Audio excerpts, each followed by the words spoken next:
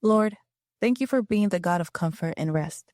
As we dive into this episode, I pray that every listener feels a sense of peace, joy, and connection. Bless the space and the community we're building here.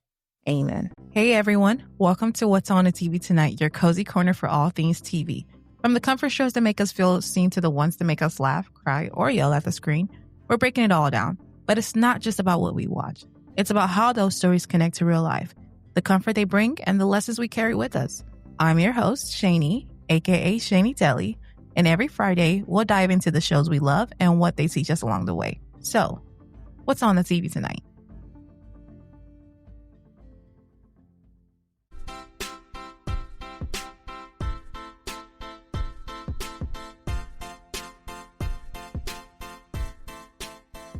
Hi, everyone.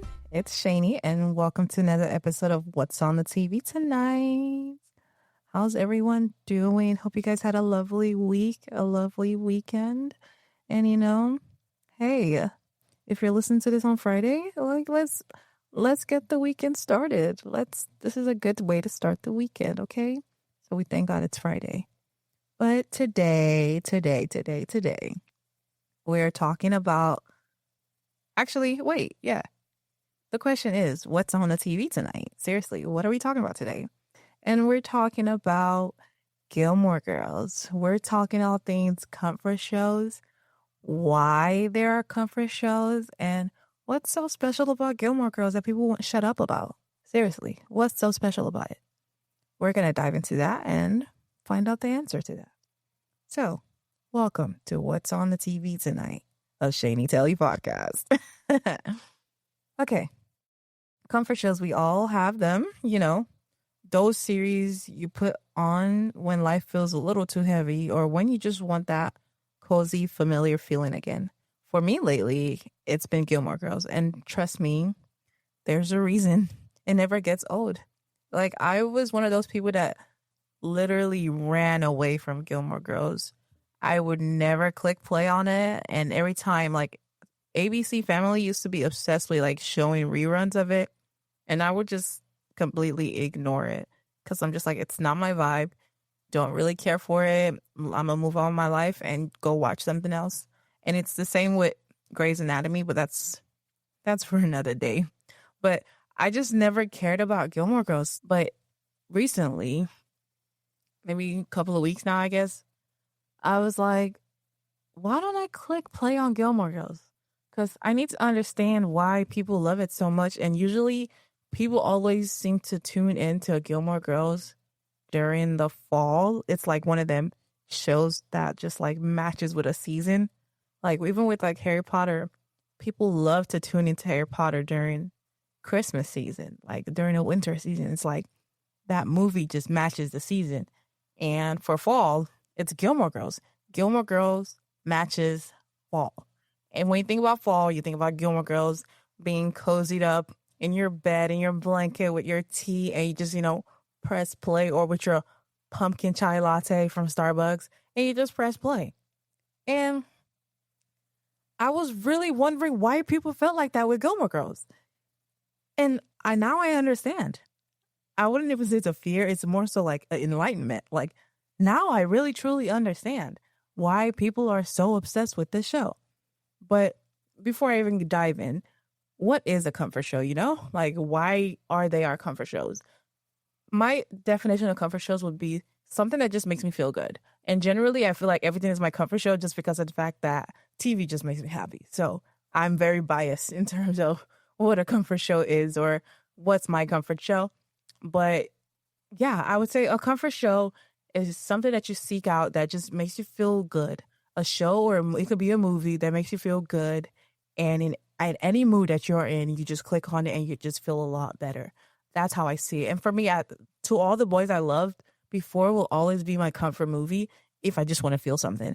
If I want to feel a little, sappy, or I just want, I'm angry and I just want to feel happy, I will click play on To All the Boys I Loved Before. Not part 2 or 3, part 1. Specifically, I will watch that over and over and over again. That is my comfort movie, To All the Boys. But then for shows, it's a little different for me because so many shows can make me feel better. so many of them. But in terms of Gilmore Girls, I'm going to have to say she's entering that list. Like, there's a list. It's just more so it's a lot of shows on there that are my comfort shows, but Gilmore Girls has easily slid into that list, which is crazy because I didn't expect it.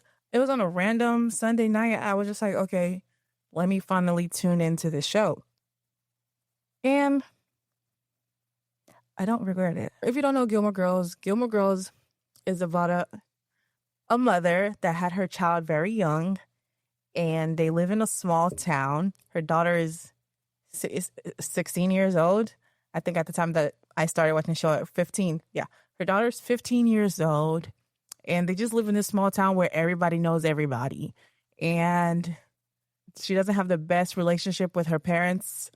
And so throughout season 1, it's just kind of about mending her relationship with her parents and making sure her daughter, Rory, is good in life. And just because Rory is very ambitious and she's aiming for Harvard.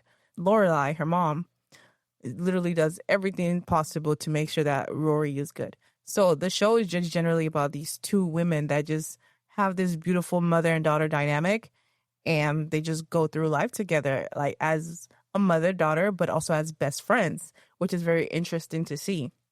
The show came out in 2000. Yeah, it came out like 2000. Like, I don't even, like, I was probably like, 1 year old when it came out.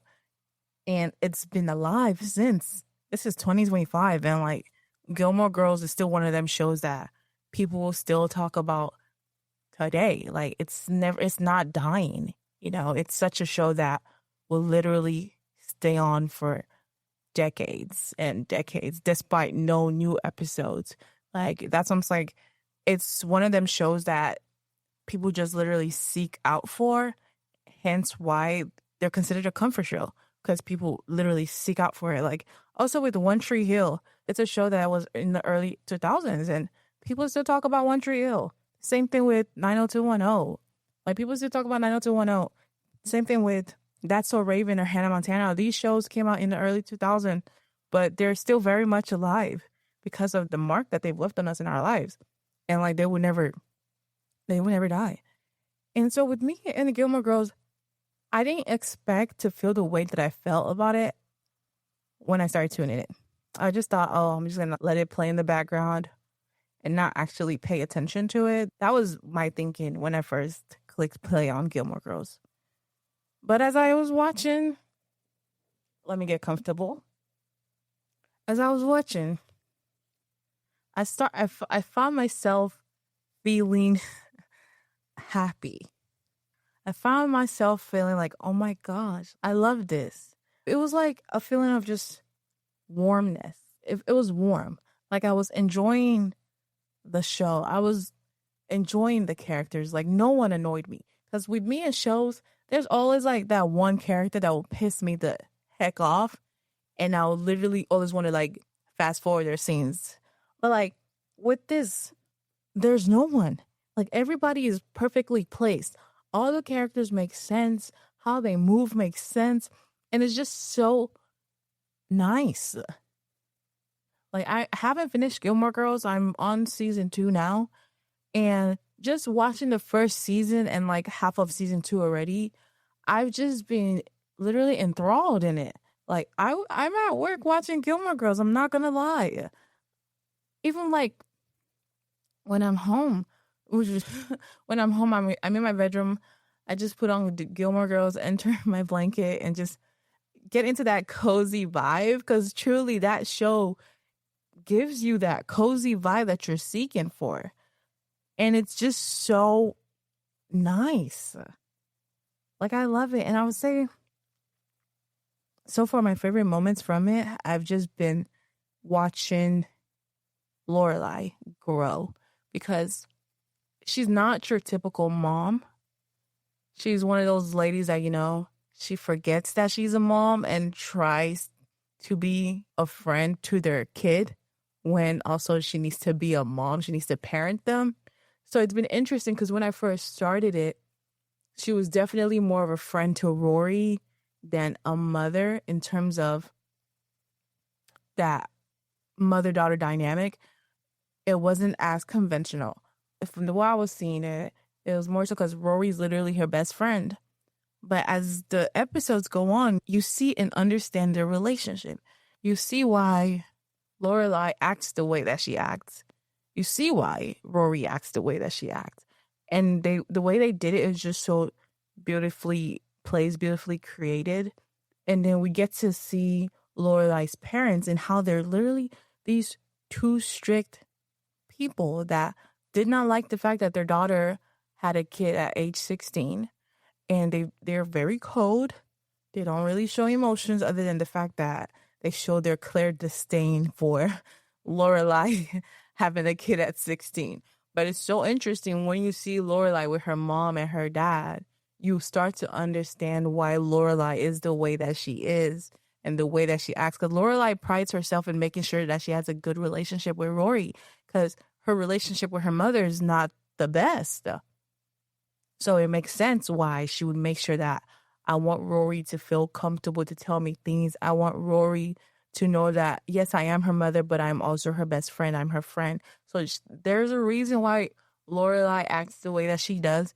And so watching her grow into this mother best friend figure for Rory, it's just interesting. And I love seeing it. I love it. Like, I really love it. And even with Rory, like, she's a very quirky, smart girl. And in the beginning, you don't really see as much of her personality, but as each episodes go on, you start to understand Rory.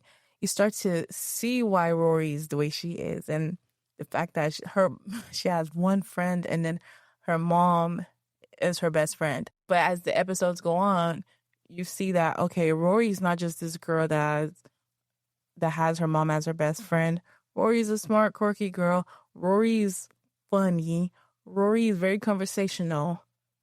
And then, like, she enters into this school where it's hard for her to make friends or show herself because of the fact that it's such a prestigious school where everybody sees each other as competition. But Rory being Rory, she stands out and she just shows who she is without fearing. And I love that. I love seeing that in Rory. And all the characters are just so interesting, and every character's dynamic is just interesting. And then you have Luke, the owner of the diner that Rory and Lorelai go to every day.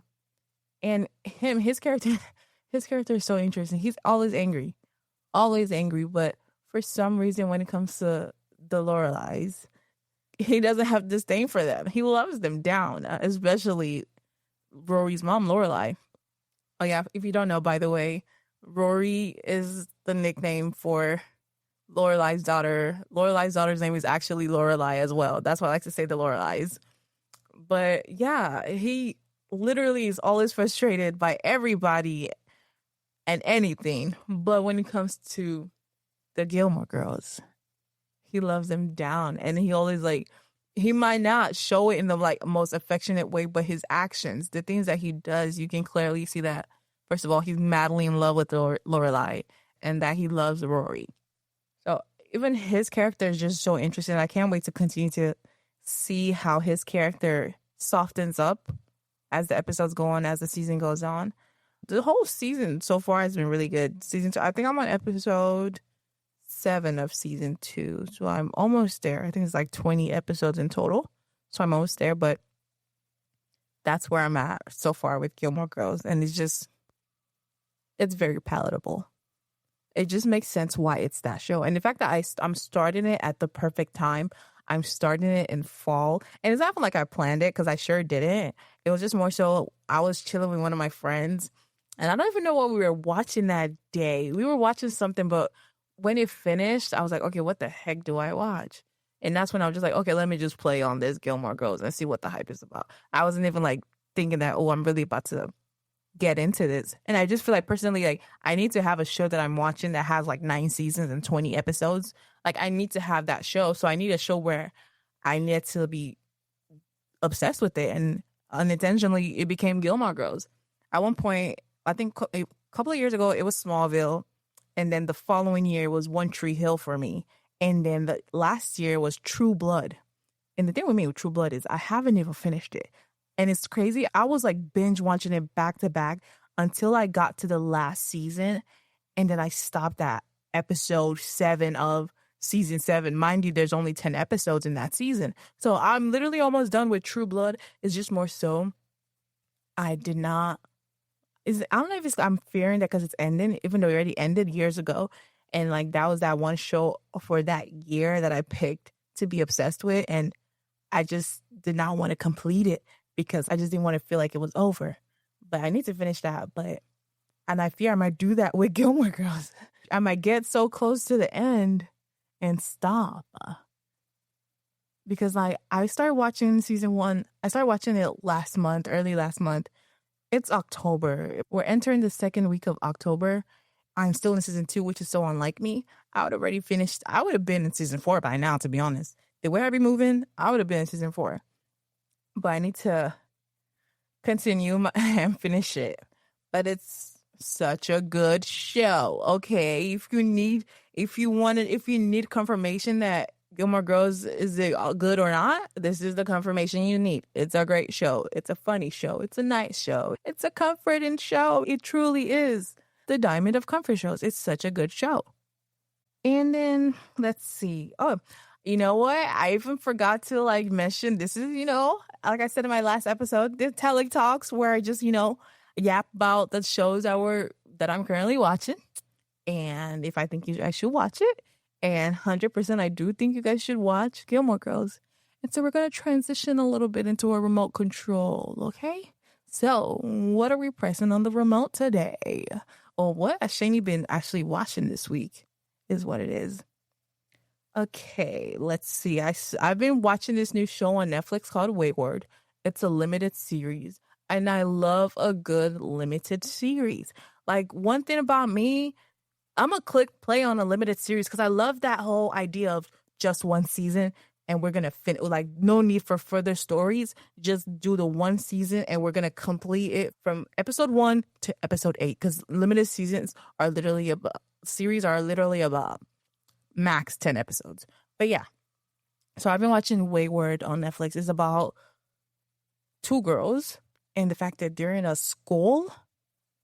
If you can't see, but I'm putting quotation marks with my hands. It's in a school, even though it feels like a rehab or institution. Well, schools are institutions, but it feels like a jail, to be honest, where they take kids and try to reform them. Bad kids that struggle with their behaviors and not being respectful, this, that, and that. And it's they reform them and it's creepy as heck, okay? It's creepy. And so these girls, well, one of them, her parents literally had her kidnapped in the middle of the night and taken to the school. And so her friend broke into the school to try to save her, but in doing so, she got herself caught. So now they're both there and they're trying to escape. But I'm only on episode 3. So I'm still going. The journey is weird, that's for sure. I don't know how this show's going to end. It's a thriller. And so far, I haven't gotten any jump scares, but not all thrillers give you jump scares. That's true, though. But it's just so creepy. I think that's just why it's considered a thriller. So I've been watching that on Netflix. And then I've been watching Gen V. Oh my gosh, Gen V. If you don't know, it's the spinoff of The Boys. And I'm an avid Boys watcher. I love me a good Boys, okay? It's no pun intended because there's a show called is it Good Boys or Good Girls? It might have been Good Girls. Never mind there. Is it? Oh yeah, it's not a show. There's a movie called Good Boys. I knew I wasn't tripping. But yeah, it's such Gen V is that girl. Gen V is that girl because The Boys in general is really such a good show. The Boys, that's a 10/10 show for me, actually. It's very gory, action-packed, funny. That is my vibe. I love shows like that. And it's half of the time the comedy is unintentional. It just happens naturally. It's such, bro, The Boys 10/10 show. And so when Gen V came out, I knew it was already going to be fantastic because it's the same writers that are doing The Boys. I knew they were going to be doing Gen V also, so I already had hope in it. And then the lady that's the main character, She's such a good actress in general, Jazz. So I already knew it was going to be a good show. But as I started watching it, of course, it's just a fantastic show. Fantastic. So I'm watching season 2 right now. I'm on episode 4 or 3. I think it's only it's only 4 episodes out so far.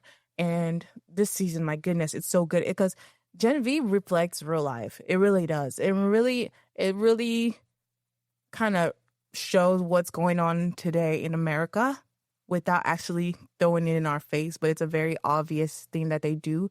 And I really enjoy it because it kind of enlightens people and people need to wake up.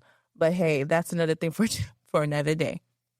So Gen V does such a great job in just showing people what they need to see. Mind you, it's a superhero show. It's about people with powers. So I love how they kind of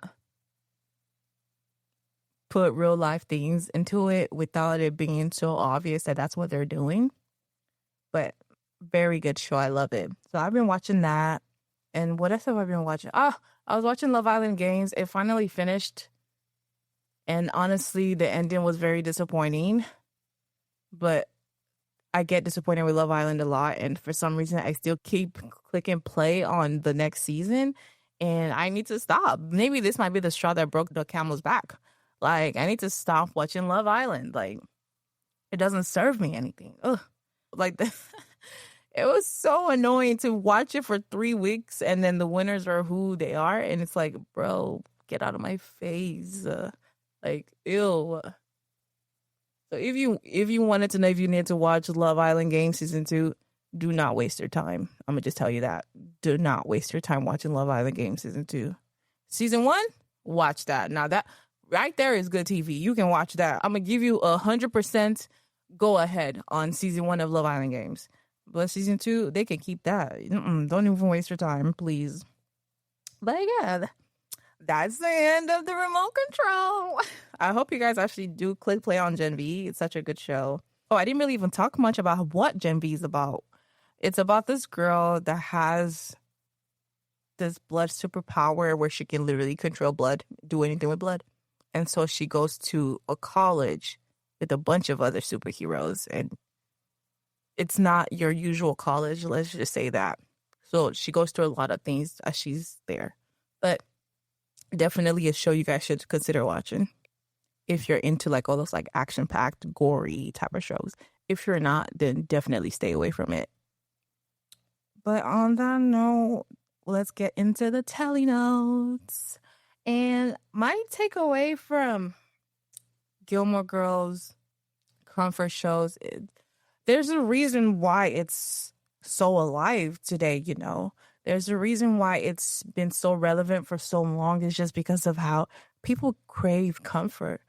People crave peace and joy. And that's what that show gives. And I love that because I'm one of the people. Like, I like stability. I love peace. I love something that just makes me feel like my head is clear and I don't have to stress about nothing. I feel like Gilmore Girl gives you that. It lets you disappear into Stars Hollow. That's the town that they live in. It lets you disappear into Stars Hollow and it makes you feel like you're one of the people there. Like, it just gives you that comfort that you're craving for whatever you were trying to disappear. Let's say you had a rough day and you're just trying to make sure to forget that day ever happened and you just want to like disappear into your zone, into your room. Gilmore Girls is that show that you would click on.